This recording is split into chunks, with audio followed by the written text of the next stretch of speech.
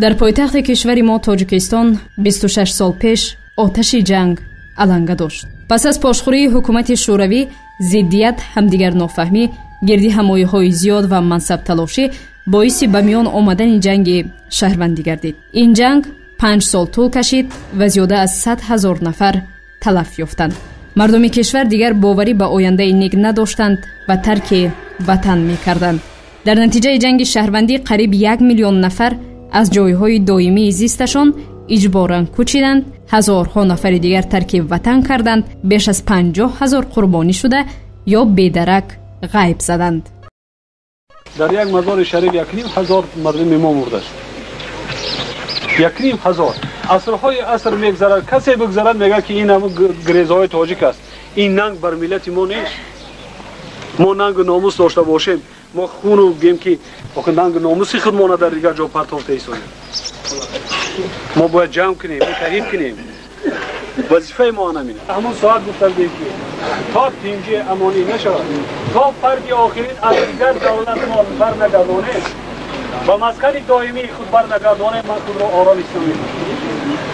این سخنان را جناب عالی محترم امام علی رحمان سال 1994 در واخری با مهاجران اجباری تاجیک در افغانستان اظهار داشته بودند. در لحظه بسیار هم متشنج و نازک تنها سخنان راهبر دولت می توانستند باوری خلق را نسبت به آینده درخشان بیدار کنند.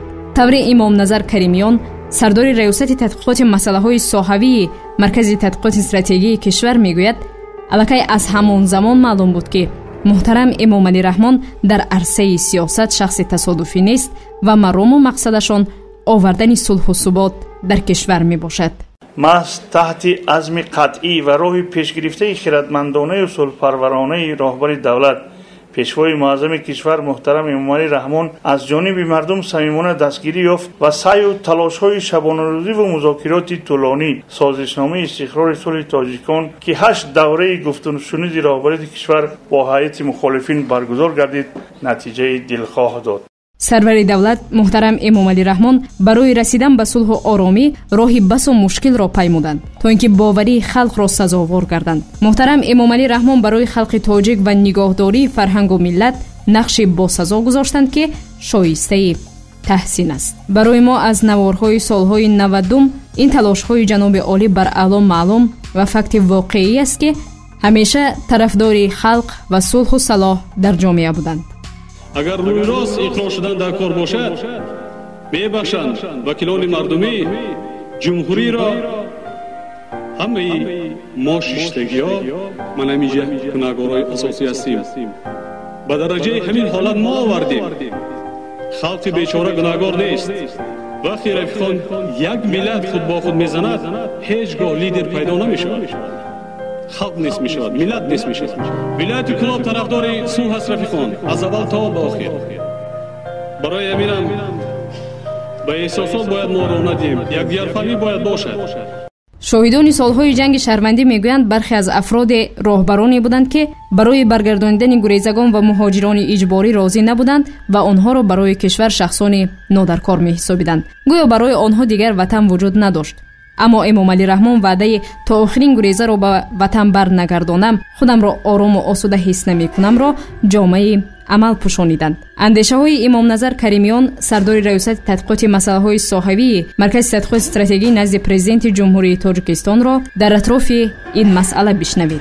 من یاد دارم که سال 1993 هنگامی در وظیفه معاون رئیس ناحیه آن ایفای وظیفه نمودنم، همزمان رئیس کمیسیون کار با گریزه‌های اجباری ناحیه را به عهده داشتم و برای قبول گریزه‌های اجباری ساکنان ناحیه به بندر شیرخان رفتیم و با چشمان خود شاهد شدیم که پرزیدنت کشور در ناحیه شهریتوس خودشان در صف اول ایستاده گریزه‌هایی که از دولت اسلامی افغانستان به وطن برمیگشتند قبول کردند و چقدر با یک چهره کشوده با یک طبع بالیده هر یکی اونا را به خاندان خود به وطن خود خوش آمدی گفتند. با تاکید امام نظر کریمیان، پیشوای معظم ملت نوابسته از تشویش‌های زیاد و ناآرامی وضعیت قریب در همه معرکه‌های مردمی اشتراک نموده با مردم از نزدیک و روبرو صحبت‌های صمیمی دایر کرده онҳоро ба якдигарфаҳмию ваҳдат, бахшиши ҳамдигар, оромии комил, барқарор намудани истеҳсолот ва самаранок истифода бурдани заминҳои президентӣ даъват намуда, барои якпорчагии давлату иттиҳоди миллат нақши калонро иҷро намуданд. беҳуда бузургони аҷам намегӯянд ки зӯри мушт аз ваҳдати ангуштҳо ояд ба даст, аз парешонии ҷамъият нигаҳ дорад худо. маҳз ҳамин муборизаҳои шабурӯзонаи ҷаноби олӣ дар баҳри содиқона таъмин намудани сулҳу суботи ҷумҳурӣ асос гашт ки мо ба ин муваффақиятҳо ноил бигардем. имрӯз дар назди минбари созмони милали муттаҳид як мактаби омӯзиши сулҳи тоҷикона ташкил карда шудааст ва ҷои пӯшида нест ки агар дар он кишварҳое ки низоъҳои дохилӣ, низоъҳои қавмӣ барпо мегардад, дастур медиҳанд ки равед сулҳи тоҷиконаро омӯзед. шунавандагони арҷманд, ҳамин тариқ эмомалӣ раҳмон аз рӯзи нахустини рисолати роҳбарии давлатро бар зиммаи худ гирифтан, ҷиҳати ба сулҳу осоиш, ваҳдату якдилӣ овардани мардум ва аз байн бурдани мушкилоти печидаву ҳолати сангини ҷумҳурӣ пайваста талош намуданд. боиси шарафмандист ки имрӯз дар тоҷикистон сулҳу амният ва ваҳдати комил ҳукмфармост ва миллати мо зери шиори тоҷикистон ба пеш зиндагии орому осударо интихоб кардааст. ман аз ҳамаи онҳое ки дар солҳои вазнин бо ман ҳамкорӣ карданд, дар паҳлӯи ман буданд, бениҳоят миннатдорам ва ба ҳар яки онҳо камоли умру давлати пирӣ орзумандам. ягон каси шуморо фаромӯш накардам. парвина самандарзода, радиои тоҷикистон.